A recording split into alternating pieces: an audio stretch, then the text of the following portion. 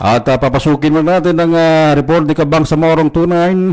Hatabilon, balitang pang-edukasyon, ang mga tauhan ng Ministry of Basic, Higher and Technical Education nakibahagi sa paggunita ng ika-6 na taong anibersaryo ng Bangsamoro Foundation Day dito po sa Bangsamoro Autonomous Region in Muslim Mindanao. Balitang pang-edukasyon. Balitang pang-edukasyon.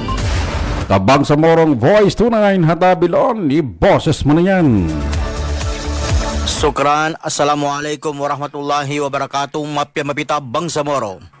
Kaisa o nakibahagi ang mga tauhan ng Ministry of Basic, Higher and Technical Education na kahapon sa parada bilang paggunita sa ika-6 na Bangsamoro Foundation Day ng Bangsamoro Autonomous Region in Muslim Mindanao na ginanap kahapon ika-20 sa Enero taong kasalukuyan sa lungsod ng Cotabato na may temang Salamat BARM, pagpupugay sa 6 na taong paglilingkod sa Bangsamoro. Itinampok ng parada ang mga mayayamang kultura ng rehiyon bilang pagdiriwang ng 6 na taon ng sariling pamamahala, pagkakaisa at ang mga patuloy na pagsisikap ng Bangsamoro people tungo sa kapayapaan at pag-unlad sa ilalim ng pamumuno ng BARM.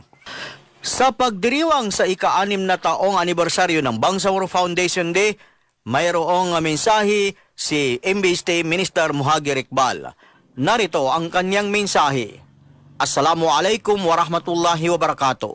Sa araw na ito, habang ipinagdiriwang natin ang ika-6 na anibersaryo ng Bangsamoro Foundation Day, sama-sama tayong nagtitipon upang balikan ang mahabang landas ng ating tinahak patungo sa mahalagang yugtong ito ng kasaysayan. 6 na taon na ang nakalilipas sa biyaya ng Allah subhanahu wa ta'ala at sa matibay na paninindigan ng mga naniniwala sa layunin ng kapayapaan at katarungan na itatag ang Bangsamoro Autonomous Region in Muslim Mindanao. Isang patunay ito sa katatagan, determinasyon at pagkakaisa ng ating mga mamamayan.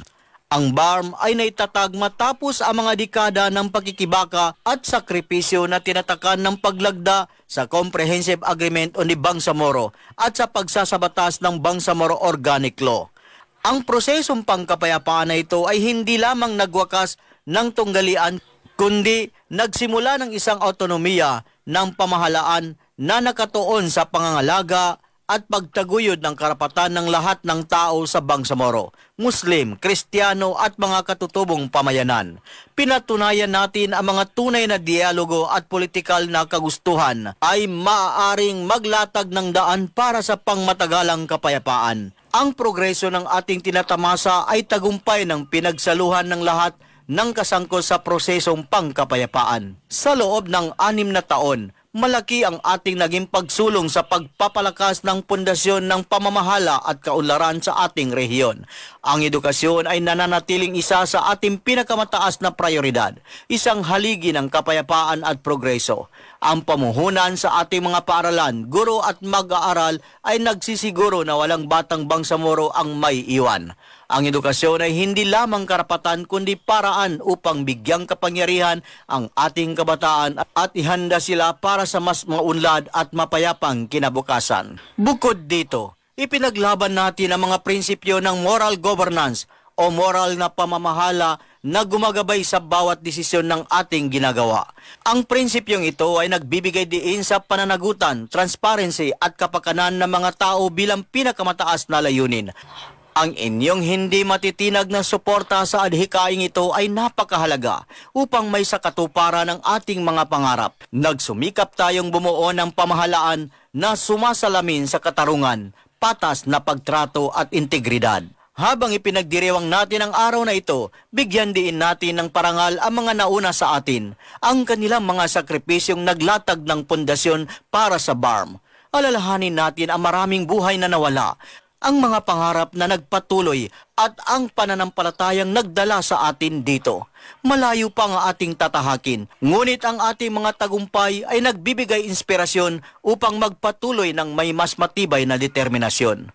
Sa mga mamamayan ng Bangsamoro, maraming salamat sa inyong tiwala, pagtitiyaga at suporta. Ang inyong hindi matitinag na pananampalataya sa ating kolektibong pangarap para sa isang inklusibo, makatarungan at mapayapang rehiyon ang siyang nagtutulak sa amin upang ipagpatuloy ang aming gawain. Sa okasyong ito, muling pagtibayin natin ang ating pangako na pangalagaan ang karapatan at dangal ng bawat Bangsamoro at bumuo ng isang kinabukasang puno ng pag-asa, katarungan at pagkakataon. Mabuhay tayong lahat. Wassalamualaikum warahmatullahi wabarakatuh.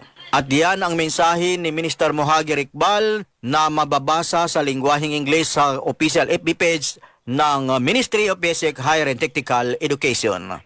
At yan ang aking report para sa Balitang Pangedukasyon. Ako po si Kabangsamorong Boys 29 Hatabilon, nagulat sa MMB. Mapya Mapita Bangsamoro, ito ang bagong boses ng Bangsamoro.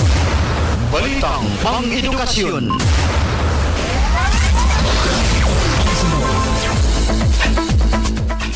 Maraming salamat ka Bangsamorong Voice 29 Hatabilon sa iyong napakagandang report. Masya Allah. Alhamdulillah, pagpalain Bangsamoro. At ang report ni Bangsamorong 29 ay ang mga empleyado no, ng MBSTA nakibahagi no, sa paggunita ng ika-6 na taong Bangsamoro Foundation Day ng BARMM. 6:20 in the morning mga Kabangsamoro at sisilipin muna natin Anya, special program tayo niya kagina sa mayan na yaws to na ipadslaslatan niya mga Bangsamoro sa ikanong lagunda na niya nasampay no sa kita no Bangsamoro.